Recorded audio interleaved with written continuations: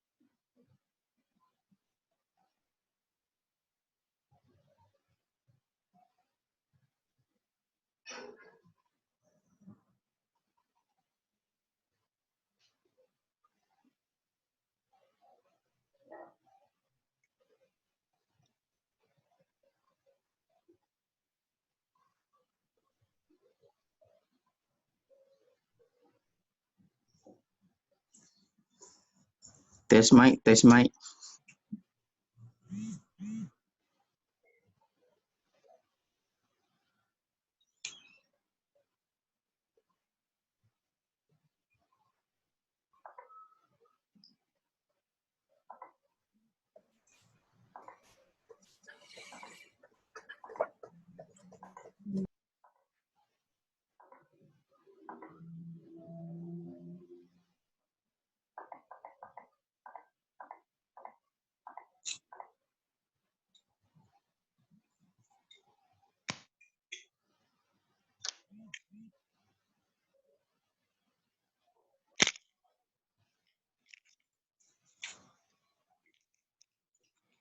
Daddy, lah. Daddy ni kenapa? Daddy tadi juga dia tak buka.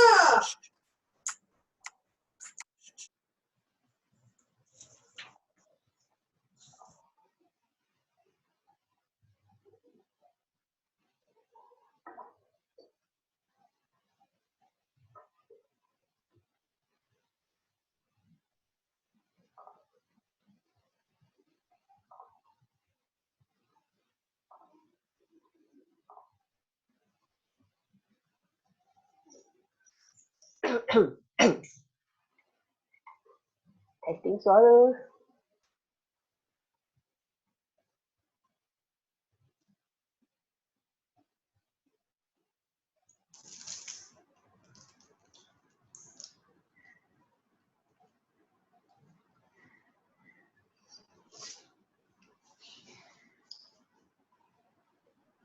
Selamat tengah hari dan salam sejahtera.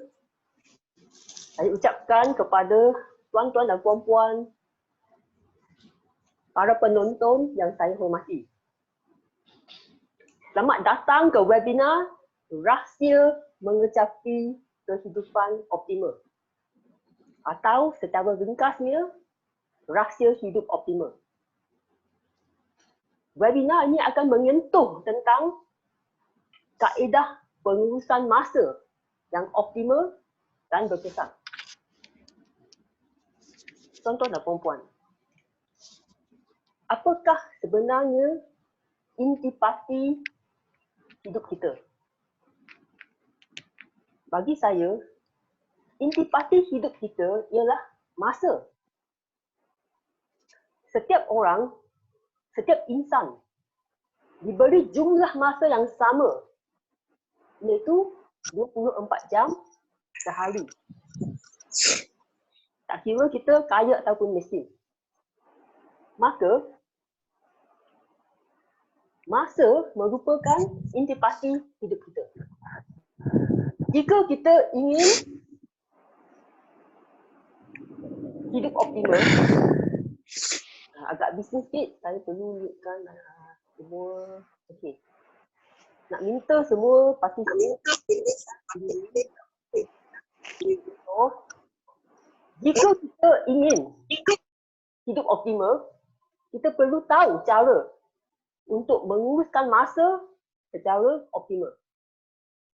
Sebelum saya pergi kepada kaedah, saya ingin berkongsi pengalaman peribadi saya sebelum saya menemui kaedah menguruskan masa yang berkesan. Pada masa itu, saya menghadapi 3 isu. Isu yang pertama ialah kurang bersemangat.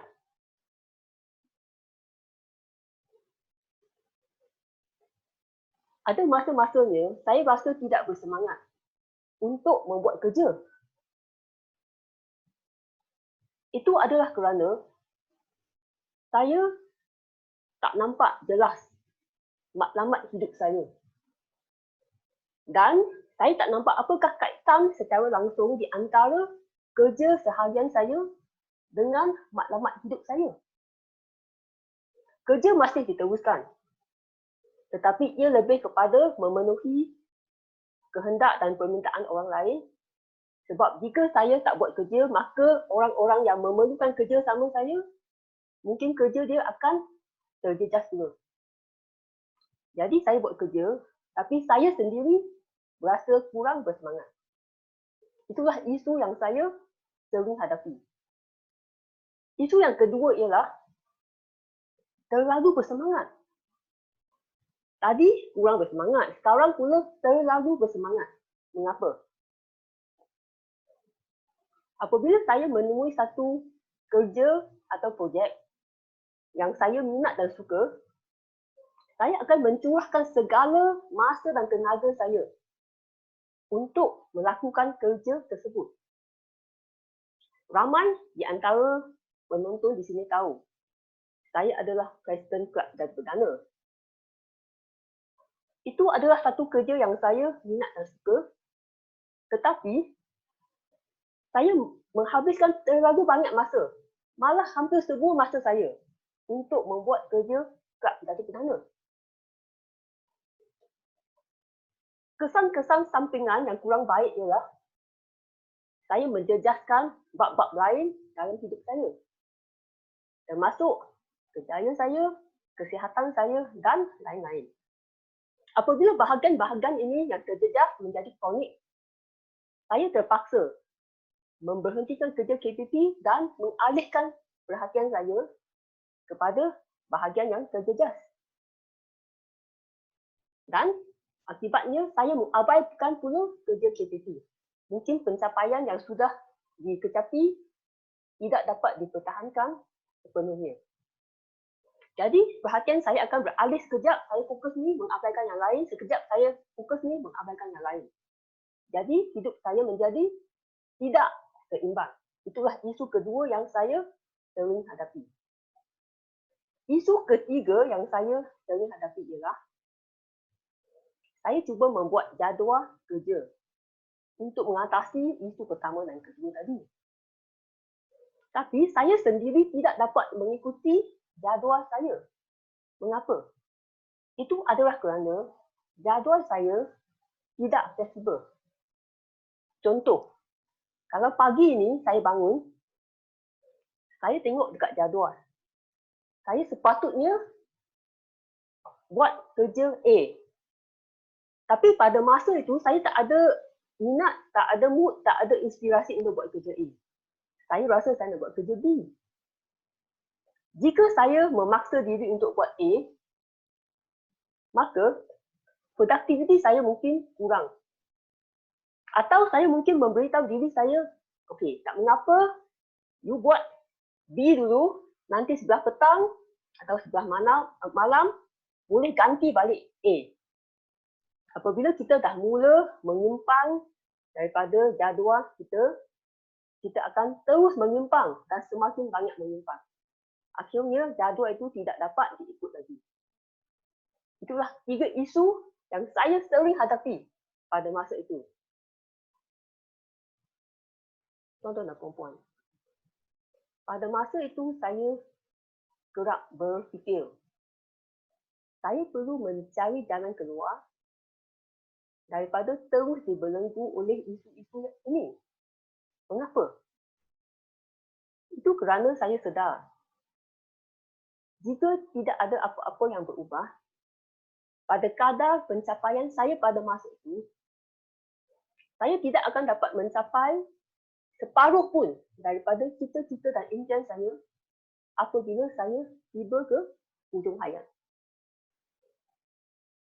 Kita mungkin rasa kita ada banyak masa lagi. Tapi hakikatnya, jika tidak ada apa-apa yang berubah, kita tidak akan mencapai impian dan cita-cita kita. Maka tuan-tuan dan puan-puan, saya rasa amat bersyukur kerana pada bulan 10 tahun 2018, masa itu saya berada di Singapura, menginap di sebuah hotel murah saja, tapi mendapat idea yang mahal. Iaitu satu kaedah baru untuk menguruskan masa. Kaedah itu telah saya amalkan sejak dari masa itu dan ia terbukti berkesan. Dan saya berjaya mengatasi segala isu yang saya hadapi sebelum itu. Kaedah itu saya beri nama kaedah Sandy. Angkat baku sikit. Tapi setakat ini saya belum menemui kaedah ini dihuraikan di mana-mana. Sebelum saya masuk kepada kaedah, kita akan ambil masa 1 minit sahaja untuk menjalankan satu tinjauan. Sekejap lagi anda akan nampak di skrin masing-masing sebuah tinjauan yang mengandungi 4 soalan mudah. Anda diberi masa 1 minit sahaja untuk berfikir dan menjawab keempat-empat soalan ini. Apabila masa tamat, saya akan menutup tinjauan dan sama-sama kita lihat apakah keputusan tinjauan tersebut. Baik, kita boleh mulakan, anda boleh mulakan sekarang.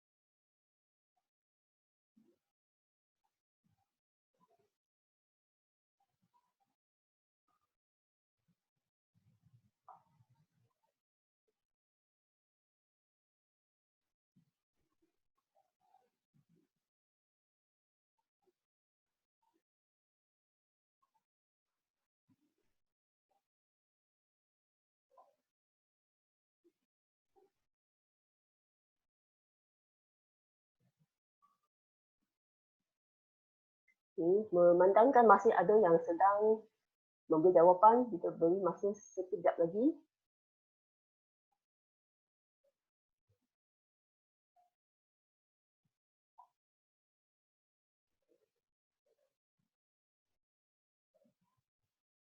Okay.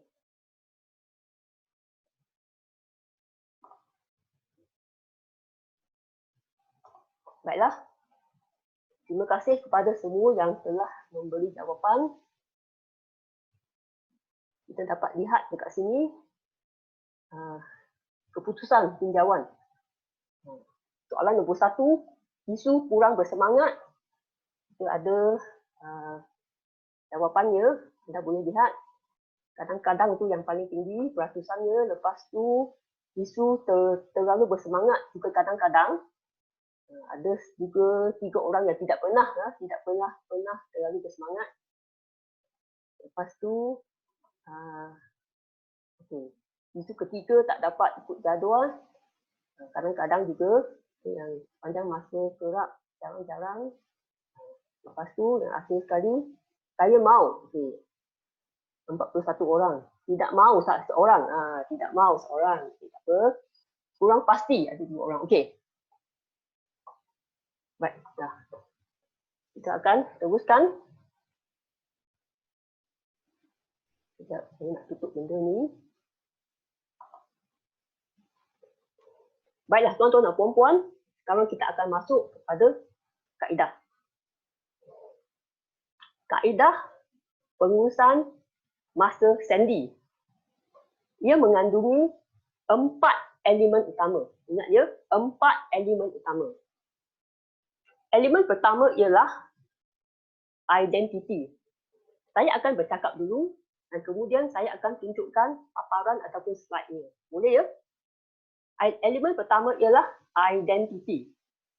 Kita mulakan dengan bertanya pada diri kita, siapakah saya?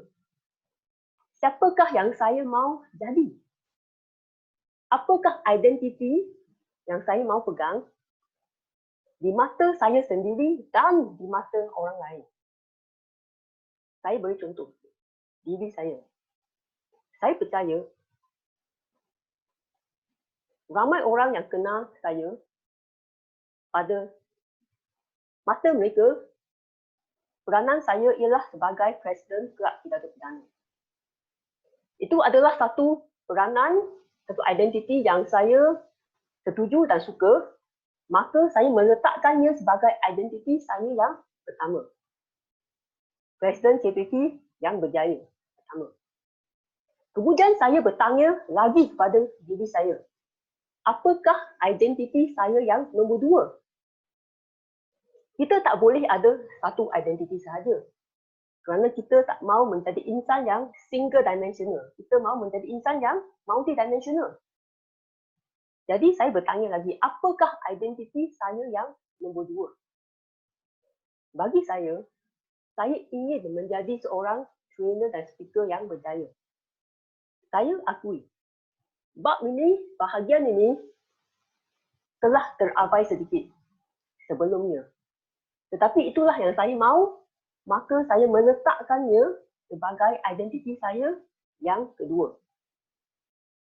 Lepas tu saya bertanya lagi, apakah identiti saya yang nombor 3?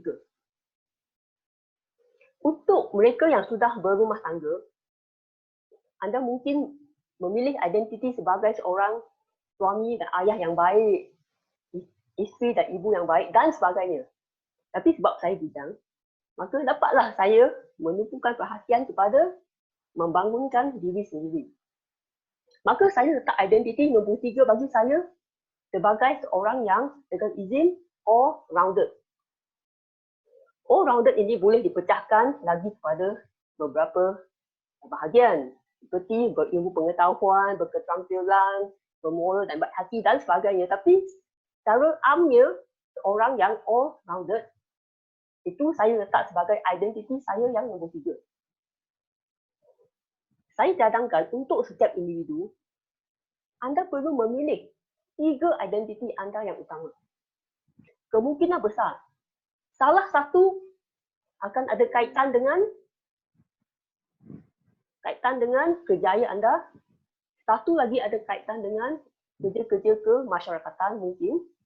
Satu lagi ada kaitan dengan keluarga. Terpulang kepada anda, yang mana anda nak letak sebagai yang pertama, kedua dan ketiga. Elakkan lebih daripada 3 identiti utama. Bukan tak boleh, tapi ia akan merumitkan model ini. Jika anda ada lebih daripada 3 dan anda tak dapat singkirkan yang mana-mana, cuba gabungkan yang kecil-kecil supaya menjadi 3 yang besar. Tuan dan perempuan, kita dah ada 3 identiti utama. Dan anda akan melaburkan masa anda untuk membina ketiga-tiga identiti ini. Tetapi tuan-tuan dan perempuan, selain daripada 3 identiti utama ini, ada satu lagi bahagian yang anda perlu laburkan masa untuk bina. Bahagian ini saya beri nama sebagai teras. T-E-R-A-S. Teras ini tidak akan mengambil banyak masa. Tetapi ia amat penting kerana tanpa teras yang mantap dan kukuh, anda tidak akan dapat membina identiti nombor 1, nombor 2 dan nombor 3. Dalam teras ini ada 2 perkara sahaja. Nampak sekejap siapa yang screen sharing ni? Okey. Tak apa, saya teruskan bercakap dulu, nanti saya akan share. Okey. Kenapa I sharing? Okey. Puan I boleh berhenti share tak? Okey, tak apa. Okey. Saya teruskan. Dalam teras ini ada 2 perkara sahaja, iaitu kesihatan dan kewangan. Kewangan di sini tak sama dengan kejaya yang kita sebut tadi. Kewangan di sini lebih kepada menguruskan wang yang anda sudah ada. Jadi ada 2 perkara, kesihatan dan kewangan. Tanpa kesihatan dan kewangan yang kukuh, anda tidak dapat membina identiti nombor 1, nombor 2 dan nombor 3. Okey, tunjukkan. Okey. Baiklah. Sila rujuk paparan yang saya sudah tunjukkan ini. Identiti nombor 1 terletak di lingkaran yang paling luar. Ini menunjukkan bahawa itulah identiti utama kita di mata orang lain, yang paling ketara. Jumlah keluasan ataupun keluasan kawasan identiti nombor 1 ini, lingkaran yang paling luar ini adalah yang paling besar. Ini menunjukkan anda perlu menghabiskan paling banyak masa untuk membina identiti nombor 1. Masuk daripada identiti 1, kita ada identiti nombor 2 dan identiti nombor 3. Di tengah-tengah itu kita ada teras. Teras tu berada di tengah-tengah menandakan ia tersorok, tak nampak. Dan keluasan permukaannya agak kecil, bererti kita perlu menghabiskan sedikit masa saja untuk membina teras. Tetapi teras ini berada di tengah-tengah. Ia amat penting. Tanpa teras di tengah-tengah ini, identiti 1, 2 dan 3 semuanya akan runtuh. Maka, itulah satu gambaran untuk elemen pertama, identiti. Saya ulang, setiap orang perlu mengenal pasti 3 identiti yang utama, nombor 1, nombor 2 dan nombor 3, dan kita ada teras. Okay. Saya kejap. Tuan-tuan dan puan-puan, kita masuk ke elemen yang nombor 2, iaitu nisbah pembahagian masa. Nisbah pembahagian masa. Tuan-tuan dan puan-puan, tadi kita ada sebut tentang kita habiskan paling banyak masa untuk membina identiti 1. Kedua, banyak masa untuk membina identiti nombor 2. Ketiga, banyak masa untuk membina identiti nombor 3 dan sedikit masa untuk membina teras. Tapi apakah maksud paling banyak masa, kedua banyak, ketiga banyak dan sedikit masa? Tanpa angka-angka yang khusus, tanpa nisbah pembahagian masa yang khusus, kita tidak akan dapat membuat perancangan khusus untuk selanjutnya. Maka untuk saya memilih untuk menggunakan nisbah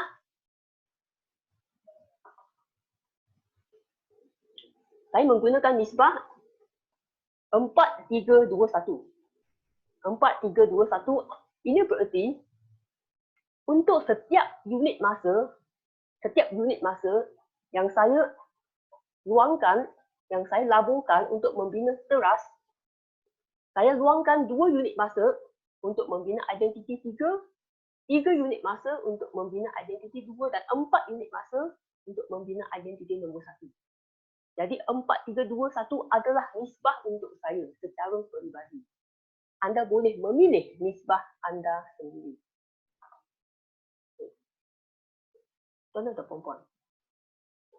Saya akui, setengah penonton di sini mungkin rasa dia tak ada kebebasan penuh untuk menentukan pembahagian masa untuk diri beliau.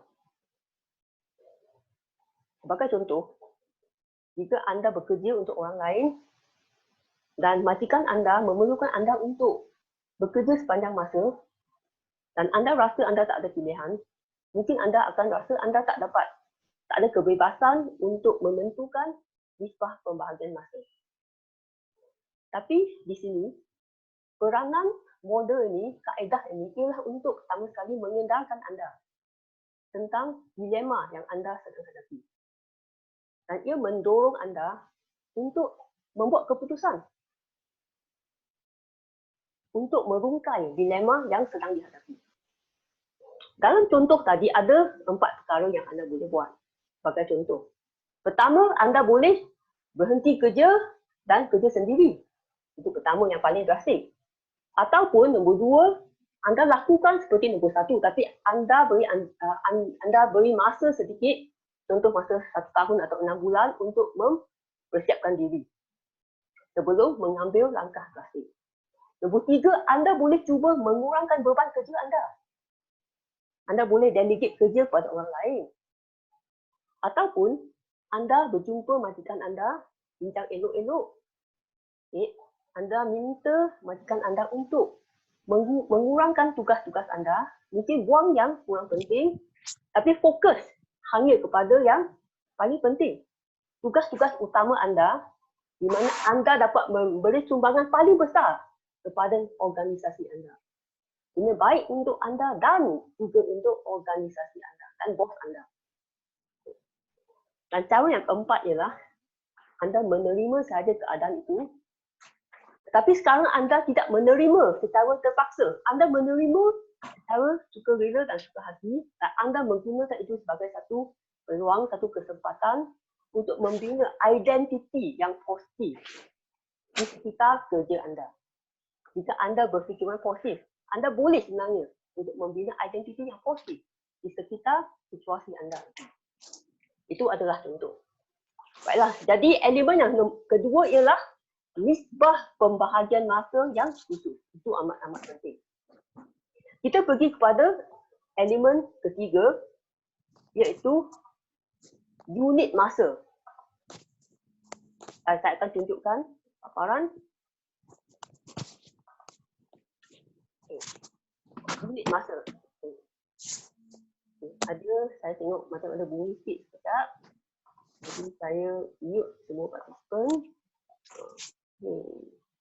Baiklah. Unit masa. Tadi kita ada sebut. Kalau contoh saya menghabiskan 1 unit masa untuk membina teras. 4 unit masa untuk membina identiti 1. 3 unit masa untuk membina identiti 2 dan 2 unit masa untuk membina identiti 3. Tapi apakah itu unit masa? Apakah itu 1 unit masa? 1 unit masa ialah satu tempoh masa yang kita boleh tetapkan sendiri. Bagi saya memilih 4 jam. Ini bererti dalam masa 4 jam ni, 1 unit masa ni, saya boleh memilih mana-mana kategori kerja, sama ada membina identiti 1, 2 atau 3 atau teras. Saya memilih 1 sahaja. Lepas tu dalam masa 4 jam ni, saya menumpukan sepenuh perhatian dan saya kerja buat sampai jadi. Saya buat seberapa banyak kerja yang boleh dalam 4 jam. Dan selepas 4 jam, saya berehat. Saya menyegarkan minda saya. Dan ketika saya berehat, saya cuba untuk tidak memikirkan apa-apa tentang kerja. Apabila saya rasa dah segar, saya boleh memulakan unit masa yang baru 4 jam lagi dan saya boleh memilih sama ada kategori yang sama atau yang lain untuk diusahakan. Lepas tu saya rehat lagi dan saya kerja lagi. Dan seterusnya. Waktu rehat itu adalah terpulang pada kita, boleh sekejap, boleh lama sikit, terpulang pada kita. Saya memilih 4 jam kerana jika sekejap sangat, mungkin agak sukar untuk kita menyiapkan tugas yang besar. Jika lama sangat, maka tumpuan saya akan berkurangan, produktiviti saya akan menurun. Maka adalah lebih baik untuk saya untuk berehat saja dan menyegarkan minda saya. Jadi itu adalah elemen yang ketiga, iaitu unit masa. Kita pergi pula kepada elemen yang terakhir, iaitu set.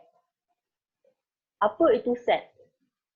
Satu set terdiri daripada unit-unit masa berdasarkan nisbah pembahagian masa kita. Apa yang anda lihat di depan anda ialah satu set dalam contoh saya, dalam kes saya, Sandy Tan. Dalam satu set saya, ada satu unit masa untuk membina teras yang berwarna pink.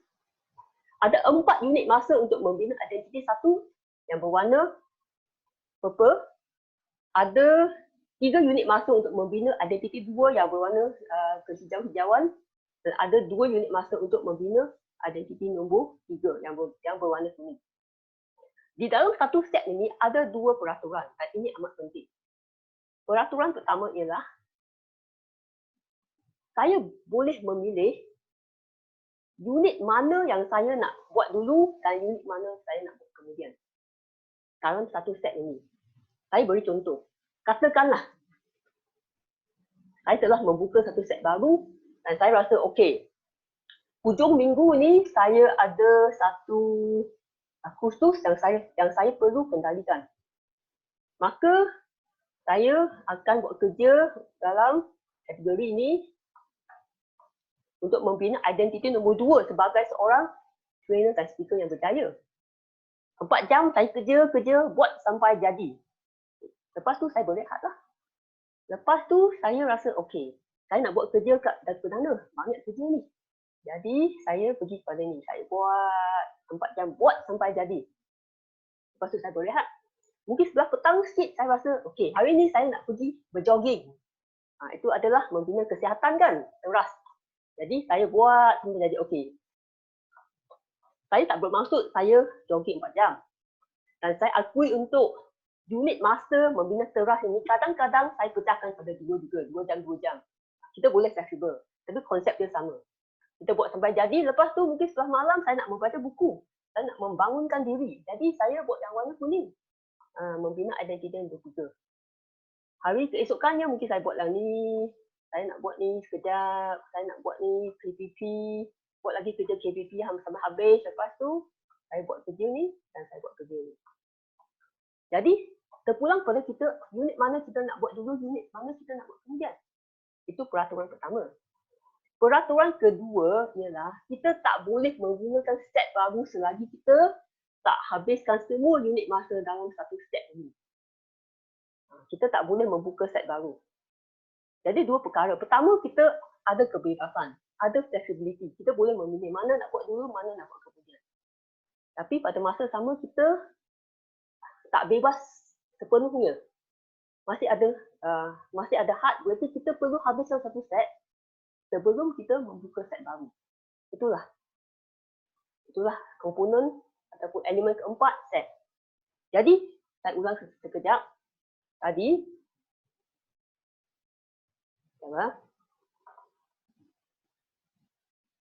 apa tak bergerak-gerak. Oh, okey, saya kena tutup yang ni dulu sekejap.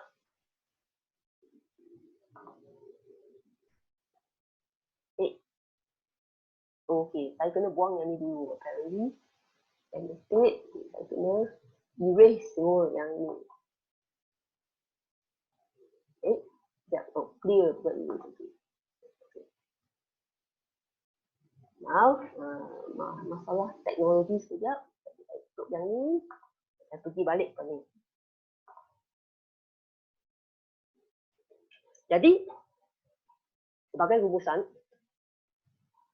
kaedah pengurusan masa Sandy ada 4 elemen. Pertama, identiti. Setiap orang mengenal pasti 3 identiti utama. 1, 2 dan 3 dan kita ada teras. Kemudian, nisbah pembahagian masa. Kita beri nisbah berapa banyak masa kita nak habiskan, kita nak gunakan untuk membina setiap bahagian identiti 1, 2, 3 dan teras. Kemudian kita tetapkan unit masa 4 jam. Saya syorkan semua orang ambil 4 jam, tapi ada terpulang pada anda berapa banyak masa yang anda nak beri pada satu unit masa. Dan daripada tiga elemen 1, 2 dan 3 ini anda dapat satu set untuk menunjukkan bagaimana anda perlu menggunakan masa anda. Okay. Jadi tuan-tuan dan puan-puan, apakah agaknya kesan kepada saya setelah saya mengamalkan kaedah pengurusan masa yang baru ini? Sukacita saya memaklumkan bahawa kesannya amat positif sekali. Pertama, saya dapat menghadkan masa yang saya luangkan untuk membuat kerja kelab pidato pidana tanpa mengurangkan output ataupun hasil saya. Bagaimana? Itu adalah kerana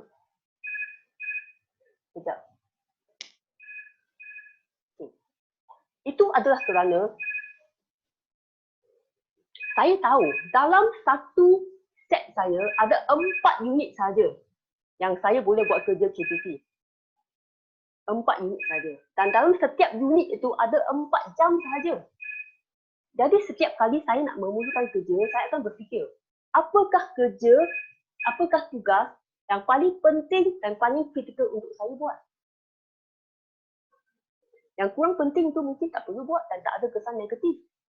Saya buat yang penting, yang utama saja. Dan jika saya bekerja sepanjang hari pun, berhari-hari pun, berminggu-minggu pun, produktiviti saya akan berkurangan. Tumpuan saya akan menurun. Maka hasilnya sama saja. Lebih baik saya berehat dan meluangkan masa untuk membuat kerja-kerja lain. Pertama. Kesan kedua ialah saya sekarang dapat masa, lebih banyak masa untuk membina kejayaan saya, iaitu identiti nombor 2. Sebagai contoh, saya ada masa untuk mengambil kursus cara mengendalikan program online. Yang saya ambil ni, yang saya sedang buat webinar untuk assessment. Itu yang kedua. Ketiga, saya ada masa untuk membangunkan diri. Saya dapat melakukan kerja-kerja yang saya minat, belajar benda baru. Contoh, tahun lepas, saya ada masa untuk mengambil kelas renang. Lepas tu, saya ada masa untuk belajar bahasa Mandarin. Saya ada masa untuk membaca buku. Yang sebelumnya, saya tak ada masa pun untuk semua benda ni. Dan kesan yang keempat yang paling menarik ialah, walaupun saya sebenarnya tidak suka bersenam, saya tidak suka makan makanan sihat, seperti buah-buahan dan sayur-sayuran yang macam tak ada rasa. Tapi, setelah mengamalkan kaedah ini, saya telah bersenam dan makan sayur dan buah dengan suka hati, dengan rela, dengan sukacita. Mengapa? Kerana saya tahu apabila saya bersenam makan buah semua itu, pertama sekali saya dapat melengkapkan satu unit masa. Dan dengan melengkapkan satu unit masa, saya dapat melengkapkan satu set 10 unit masa. Dan saya tahu, satu set itu adalah satu langkah besar yang sudah dipackage secara optimal untuk membawa saya menuju ke cita-cita saya, impian saya, maklumat hidup saya. Iaitu 3 identiti yang saya sebut tadi. Jadi apabila kita nampak kaitan langsung di antara apa yang kita buat dengan maklumat hidup kita, maka kita jadi bersemangat. Jadi, saya ucapkan tahniah kepada diri saya atas pencapaian ini. Lepas tu, kita akan lihat sebentar apakah beberapa kelebihan kaedah Sandy ini secara rasminya. Pertama, bermula dari paling atas. Ia bermula dari maklumat hidup kita, bukan saja apa yang kita buat, bukan saja apa yang kita lakukan, tetapi siapa kita, identiti kita yang menjadi asas pada kewujudan kita. Kedua, khusus dan seimbang. Tadi kita lihat nisbah pembahagian masa. Khusus dan seimbang. Seimbang kerana ia menghalang kita daripada menumpukan terlalu banyak perhatian pada satu bahagian dan mengabaikan bahagian-bahagian lain dalam hidup kita. Ketiga, fleksibel. Fleksibel, kita lihat dalam satu set tadi, terpulang pada kita. Unit mana kita nak buat dulu, unit mana kita nak buat kemudian. Jika kita lihat jadual-jadual kerja yang kita biasa nampak, kita diwajibkan buat A pada sebelah pagi, buat B pada sebelah petang, buat C pada sebelah malam. Jika kita tidak rasa bersemangat untuk buat A, B, C pada masa-masa yang ditetapkan, produktiviti kita akan menurun. Tapi dengan sistem baru ini, kaedah baru ini, kita fleksibel. Kita boleh memilih unit mana kita nak buat dulu, unit mana kita nak buat kemudian. Nombor 4, dapat melakukan aktiviti yang digemari. Maksud saya, bagi saya suka melayari internet, saya suka main Facebook dan sebagainya. Kita sering nampak nasihat-nasihat yang kata jangan buat kerja-kerja seperti ini yang buang masa. Tapi itulah benda yang kita suka buat. Jadi kita rasa agak tertekan jika kita tak dapat buat. Jadi dalam kaedah ni kita masih boleh buat, tapi pada waktu rehat. Waktu kerja kita fokus sepenuhnya, waktu rehat kita boleh buat apa sahaja yang kita suka. Maka nombor 3 dan nombor 4 ini menunjukkan kaedah ini tidak bergantung sepenuhnya pada willpower. Willpower itu kita bukannya ada setiap hari. Kadang-kadang kita ada, kadang-kadang kita tak ada. Jadi kita memerlukan satu sistem yang lebih fleksibel. Nombor 5, memberi motivasi untuk melakukan aktiviti yang tidak digemari. Tadi saya dah sebut, bagi saya seperti bersenam, makan buah, makan sayur dan sebagainya. Dan saya dah sebut, bila saya buat semua itu, saya bukan sahaja melengkapkan satu unit masa, saya melengkapkan satu set 10 unit masa. Dan saya tahu satu set itu adalah satu langkah optimal, satu langkah yang sudah dipackage secara optimal. Yang boleh membawa saya kepada mencapai impian hidup saya. Maka saya jadi bersemangat dan bermotivasi. Dan nombor 6, akhir sekali, memberi tumpuan pada proses, bukan maklumat saja. Pada masa-masa tertentu, kita akan rasa mungkin kita tak dapat mencapai maklumat kita. Ada hari-hari kita akan rasa down. Tapi pada hari-hari macam tu, kita boleh bercakap dengan diri sendiri. Kita kata, tak mengapa, jangan fikir maklumat dulu sebab hidup ini satu proses, satu pengembaraan, bukan satu maklumat sahaja. Yang penting sekarang, setiap hari kita fokus, habiskan satu unit. Habiskan satu set. Unit demi unit, set demi set. Tak perlu fikir maklumat pun. Kita buat saja dan kita tahu. Setiap unit, setiap set tu sudah dipackage secara optimal untuk membawa kita ke maklumat kita. Jadi, ia akan membantu kita untuk lebih bermotivasi. Sebab setiap langkah itu ada nilainya, ada maknanya.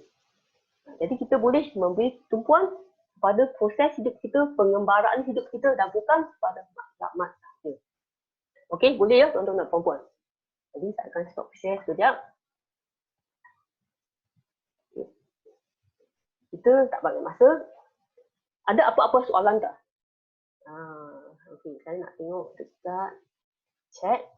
Okay, jika ada soalan, saya beri masa dalam seminit 2 saja untuk bertanya soalan. Jika ada soalan, yang paling baik ialah anda unmute mikrofon untuk bertanya.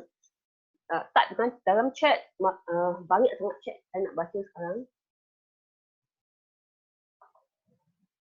Okey, jika ada apa-apa soalan, boleh unmute mikrofon untuk bertanya. Okey, ada orang bertanya. Yang ni, okay. Bagaimana untuk mengatasi gangguan, distraction? Okey. Seperti saya kata, pada waktu rehat itu, kita sebenarnya boleh layan gangguan dan distraction. Tapi jika ia berlaku di tengah-tengah masa kita nak kerja tu, ada lagi kaedah-kaedah yang kita boleh gunakan. Seperti contohnya kita padamkan telefon dan sebagainya. Dan saya tak pasti apakah jenis gangguan yang dimaksudkan di sini, maka saya tak dapat jawab secara khusus. Okey, kalau semua senyap bererti semua faham dan jelas, ada apa-apa soalan, maka jika ada apa-apa soalan masih boleh bertanya dalam WhatsApp nanti. Tuan-tuan dan puan-puan, kita telah lihat, kita telah belajar, anda telah belajar apa itu kaedah pengurusan masa sandi. Tapi tuan-tuan dan puan-puan, teori sahaja tidak membawa kita ke mana-mana. Kita perlukan praktikal. Maka seterusnya kita akan mengadakan sesi perbincangan dalam kumpulan kecil. Bagi saya share screen ini. Sekejap. Okay. Sesi perbincangan dalam kumpulan kecil. Sebentar lagi saya akan pecahkan semua penonton di sini ke dalam kumpulan kecil menggunakan breakout room. Setiap kumpulan akan mengandungi, dekat sini ada berapa orang? 74 peserta. Kalau 73 peserta, sekejap, saya bahagi. 70 peserta bahagi. Okay. Setiap kumpulan kita bagi dalam 6 orang boleh tak? 6 orang. Sekejap, saya nak guna kalkulator. 73 bahagi 6. Okey. Kita akan bahagi kepada dalam 12 ya. Okay, saya akan pecahkan kepada 12 kumpulan. Dalam setiap kumpulan akan ada sekitar 6 orang. Apabila anda masuk ke dalam kumpulan masing-masing, perkara yang pertama yang anda perlu buat ialah anda perlu melantik 3 orang untuk memainkan 3 peranan ini. Peranan pertama sebagai ketua kumpulan untuk menggerakkan perbincangan, untuk mengetuai dan menggerakkan perbincangan. Peranan kedua ialah cari seorang peserta yang sudi untuk dijadikan sebagai case study. Seorang peserta yang sudi dijadikan sebagai case study. Nombor 3. Peranan ketiga ialah seorang jurucakap yang mungkin akan terpilih untuk berkongsi hasil daripada perbincangan ini. Selepas tu, selepas melantik, ketiga-tiga peranan ini boleh dimainkan oleh seorang ataupun 2 orang. Tapi sebolehnya kita cuba melibatkan lebih ramai orang supaya peserta akan lebih engage je. Selepas melantik 3 orang ini, anda perlu bincang, ambil case study tadi, peserta yang sudi menjadi case study tadi, bincang untuk beliau apakah 3 identiti utama, nombor 1, nombor 2, nombor 3, dan tidak ada teras. Kemudian bincang apakah nisbah pembahagian masa untuk beliau. Kemudian bincang apakah nilai 1 unit masa, adakah 4 jam ataupun lain. Dan daripada sana anda akan dapat 1 set untuk peserta tersebut. Dan anda boleh bincang apakah beberapa kesan positif yang anda jangka jika beliau mengamalkan sistem baru ini. Jangan risau jika anda tak boleh ingat semua. Bila anda nak masuk ke dalam grup, saya akan hantar lagi message ke dalam grup dan semua boleh baca apa yang anda perlu buat ya. Okay. Jadi, saya master sikit, saya akan stop share. Dan saya akan buat breakout room. Okey. 12 minit. Anda diberi masa 10 minit. Pada minit ke-9 saya akan tutup grup dan anda ada 60 saat lagi untuk menghabiskan perbincangan dan kembali ke dewan utama. Options, saat,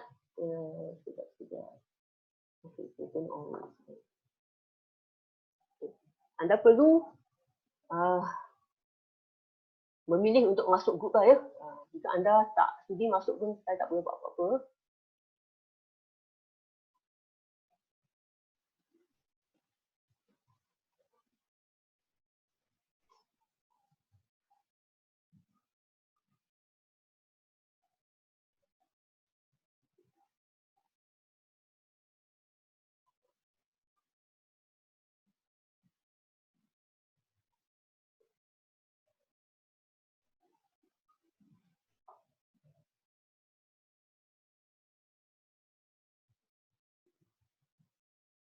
Okay, ada yang tak join, okay.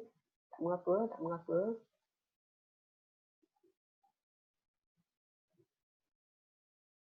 Okay, grup mana yang tak cukup orang, mungkin saya akan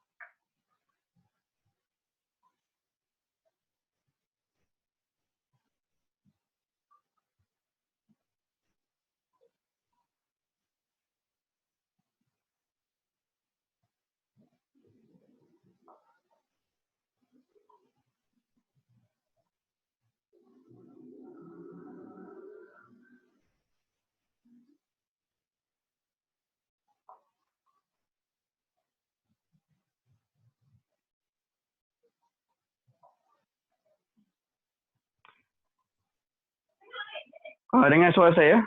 Dengar. Okey. Kenapa Zoom ni sentiasa dia mute kita punya suara? Tak tahulah, saya tak ada buat apa-apa. Ya. Okey, adakah semua dah kembali? Sekejap saya tengok. Ada yang dah mula datang balik. Cindy, 10 minit ke 8 minit Cindy? Tadi yang saya bagi, saya agak-agak je sebab sekarang kita dah Oh, ya ke? dah online. So saya cepatkan sikit lah, saya agak-agak je. Saya mungkin tak sampai 10 minit. Agak tak sempat juga. Tak apa. Jadi, kumpulan saya tak sempat nak habiskan lah sebab ingatkan 10 minit, jadi 8 minit dah kena cut. Okay, tak apa. Okay. Tak apalah, kita rangkumkan sajalah untuk betul. apa dia boleh rangkumkan. Ya. Tak sempat lah Sandy. Okey. Selamat datang kembali ke Dewan Utama. Memandangkan kita kesentukan masa, kita mungkin ada masa untuk seorang atau dua untuk berkongsi saja. Okey, kumpulan mana yang berminat untuk berkongsi? Suka bela dulu sebelum saya melantik. Okey. Ada siapa kumpulan mana-mana yang siap? Okey. Apa kata kita dengar daripada kumpulan nombor 1, saya nampak dekat tadi kumpulan 1 ada Tuan Hanif tu. Tuan Hanif, siapa yang jadi juru cakap dalam kumpulan 1? Baik, saya lah Boleh. Okey. Ini case study Puan Moines dari Sabah. Dia punya identiti dia yang pertama ni sebagai seorang pekerja di pejabat. Okey. Kemudian yang keduanya suri rumah, maknanya tanggungjawabnya di rumah lah. Yang ketiga dia peruntukan untuk hobi dia. Barangkali untuk semua sekali lah tu. Okey, sekejap lah. Okey. Nama tadi? Moines. Eja, Mu, M-U? M-O-E M-O-E? N-E-S. N-E-S, Moines. Okey. Lepas tu yang pertama tadi? Pekerja di pejabat. Okey. Pekerja pejabat lah. Okey, bekerja di pejabat. Okey. Yang kedua suri rumah. Rumah.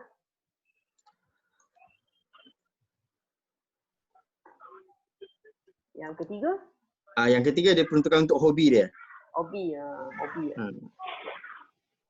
Okey. Lepas tu yang ni? Okey. Nisbah pembahagian masa. Okey, nisbah pembahagian masa dia. Dia jadikan 2 jam per unit. 2 jam per unit, okey. Sebab Di pejabat dia tak boleh nak elakkan masa untuk bekerja. Jadi kerja dia memang 6 jam. Okey. Jadi tiga unit lah kan. Kemudian untuk suri rumah pun banyak perkara dia nak perlu uruskan di rumah, anak-anak dia dan sebagainya. Okey. Jadi dia peruntukkan 2 unit, so 4 jam. Okey. Jadi lagi 2 jam dia peruntukkan untuk hobi dia. 1 unit lah untuk hobi. Oh, okey. Okey, satu unit. Okey. Berarti kerja, okey. Berarti satu unit tu berapa jam? Okey, 1 unit 2 jam. Satu unit 2 jam. Jadi kerja di pejabat tu sepatutnya 3 unit 6 jam kan? lah. 3 unit lah.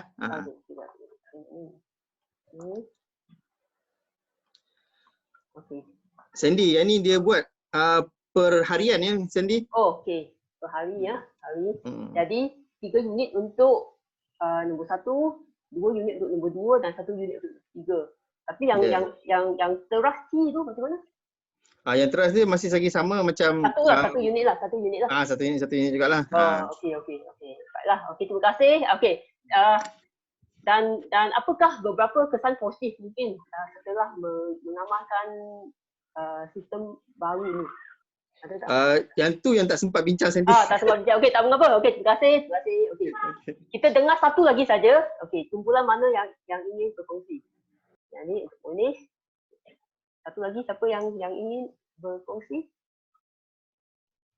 Kumpulan 2 tadi saya nampak dekat nama ada tak berapa ingat, macam ada Rudy, Fasli kumpulan berapa?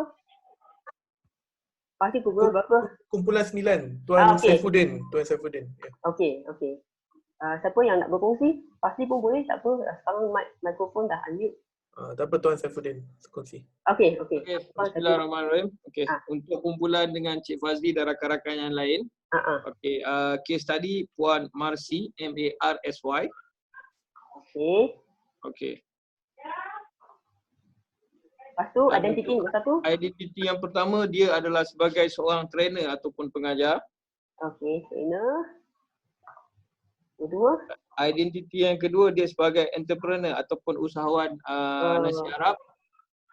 Usahawan, okey. Okey. Nombor 3. Dan identiti yang ketiga dia adalah sebagai wanita. Di mana wanita ni dia ada 3 identiti, iaitu sebagai mak, wife dan juga student.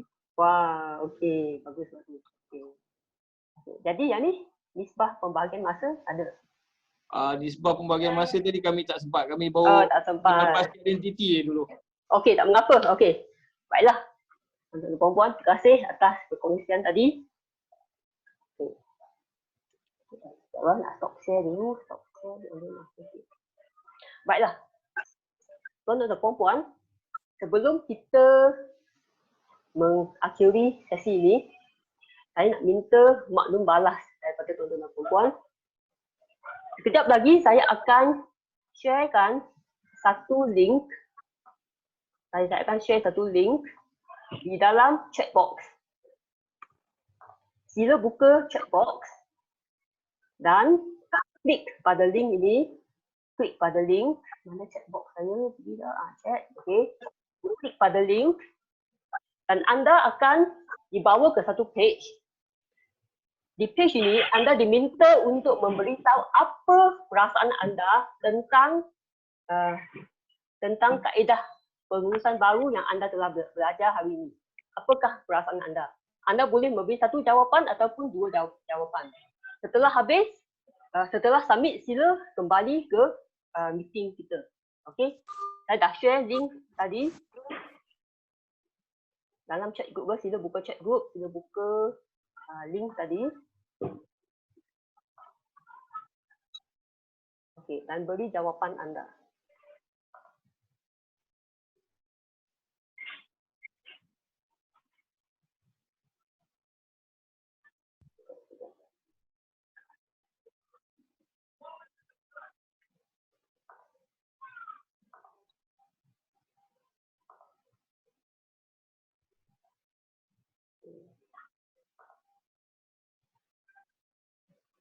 Kita tak boleh share. Okey. Kita nak share screen. Sekejap. Okey. kita tengoklah apakah perasaan para penonton. Sangat berguna keadaan ini, tak pasti, best, bagus, gembira. Kurang masa. Okay. Jadi hati, relief, tenang, insightful, sense of purpose, mudah untuk diamalkan, terus maju jaya. Kerangka fikiran berbeza. Idea baru yang bernas, bingung, bingung, harapan baru. Okay. Mudah dan macam-macam lah. Okay. Kita beri masa sikit untuk orang isi. Kita akan tutup benda ni.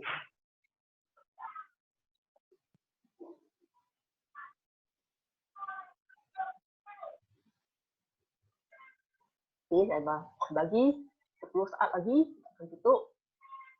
Enjoy, semangat. Lagi masa saya amat limited.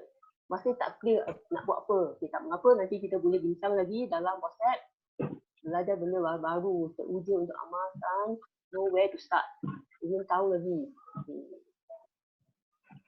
Okay, baiklah. Terima kasih kepada semua yang sudah memberi jawapannya. Jadi, tuan-tuan dan puan-puan, sebelum kita akhiri, saya nak minta jika ada saranan untuk saya perbaiki kaedah baru ni, sebab ini adalah kaedah baru yang saya belum beritahu kepada sesiapa.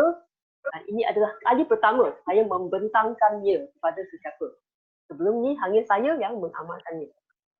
Jika ada apa-apa saranan, boleh unmute mikrofon ataupun boleh beritahu dalam chat. Jika tak sempat nak berfikir pun tak mengapa, masih boleh memberi saranan dalam WhatsApp group nanti ya.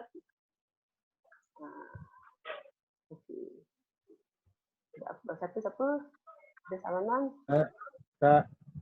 Saya rasa kita dalam teras kan, dalam teras kita perlu tambah disiplin diri lah. Betul ada satu orang cadangkan tadi, disiplin diri maknanya kalau kita tidak konsisten dengan matlamat kita yang kita tentukan dan apa-apa yang kita dah dapat tentukan, tak ada disiplin diri ni kekuatan, walaupun willpower tu kadang-kadang ada, tapi disiplin diri ni maknanya kehendak kita tu kita kena kukuhkan.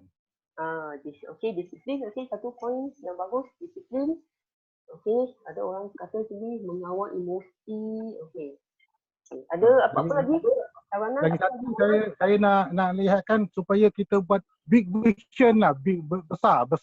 Maknanya kita pandang pada besar. Maknanya kita expect yang big one lah. Ada satu yang besar yang kita nak capai maknanya. Kalau kita dah fikir kita tak capai dalam the big one, kalau kita perlukan ada 100%, kita capai dalam 60%, tapi kalau kita fikirkan the big one, kita dah cukup.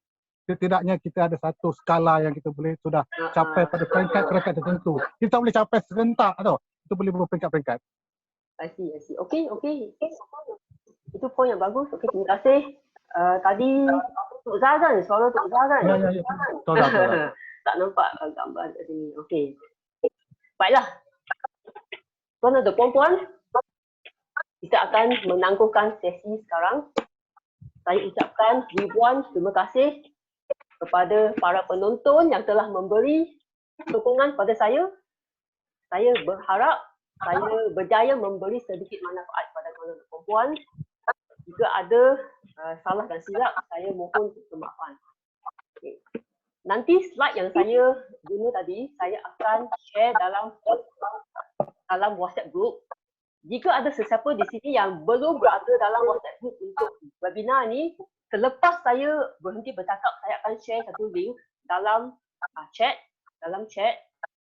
Anda klik link itu dan anda boleh masuk ke WhatsApp group. Ya? Jadi akhir kata, saya ucapkan selamat Raya Aidilfitri kepada semua yang beragama Islam. Maaf lahir dan batin. Itu saja, kita jumpa lagi dalam WhatsApp group. Sekian, terima kasih. Sandy, kita ada evaluation form ya Sandy? Ada evaluation form, nanti saya akan share dalam WhatsApp group semua yang sudah